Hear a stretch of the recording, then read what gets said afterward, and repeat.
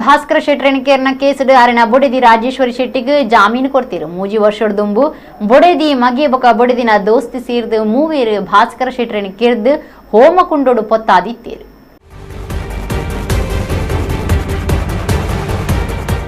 ವಿದೇಶಡು ಮಲ್ಲ ಉದ್ಯಮಿ ಆದಿತ್ಯನ ಉಡಿಪುದ ಭಾಸ್ಕರ ಶೆಟ್ರಿನ 2018 ಬೊಡೆದಿ ರಾಜೇಶ್ವರಿ ಶೆಟ್ಟಿ ಮಗೆ ನವನೀತ ಶೆಟ್ಟಿ ರಾಜೇಶ್ವರಿನ ದೋಸ್ತಿ ನಿರಂಜನ ಭಟ್ಟ ಇಂಚ ಮೂವೇರು ಸೇರ್ದು ಕೆರ್ದು ಪುರೋಹಿತರಾದಿತನ ನಿರಂಜನ ಭಟ್ಟನ ಇಲ್ಲಡು ಹೋಮಕುಂಡೋಡು ಪುಣ ಪೊತ್ತಾದು ಏರಿಗ್ಲ ಸಂಶಯ ಬರಂದನಂಚ ದಕ್ಕದಿತ್ತೇರು